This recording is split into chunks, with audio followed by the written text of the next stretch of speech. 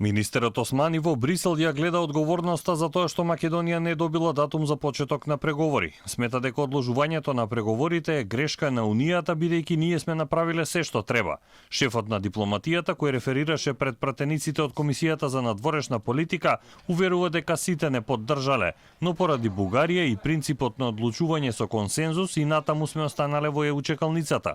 Спроведувањето на договорот за добро соседство и релациите со Бугарија ќе бидат во фокусот на работата на Османи. Од наша страна е насторено се што треба и дека сме доволно подготвени и дека одложувањето на стартот на преговорите беше грешка на самата Унија и затоа не треба да не обзема апатија, песимизам, ниту некаков дефетизам.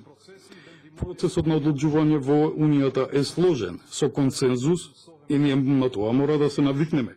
Од друга страна, опозицијата бара одговорност. Кој ќе ја понесе, праша председателот на комисијата Антонио Милошовски од ВМРО-ДПМН.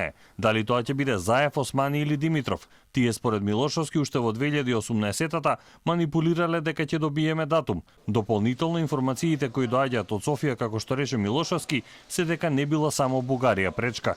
Оваа ваша изјава, би сакал да ве замолам за одговор, е неусогласена со изјавата на бугарскиот европратеник и поранешен ваш колега министер за надворешни работи господинот Ивајло Калфин, кој што на 9 декември за нивната национална телевизија даде изјава дека бугарската блокада, цитирам, им одговара на неколку други земји членки кои не сакаат проширувањето на ЕУ да продолжи, а Бугарија ја користат како изговор. За Османи 2020 година е најуспешна за Македонија во делот на евроатлантските интеграции. Членството во НАТО и одлуката за почеток на преговорите според него се доказа тоа. Опозицијата возврати дека примерите со Србија и Црна Гора покажуваат како се отвораат преговори со конкретен датум. За Македонија таква одлука немаше, рече Милошовски.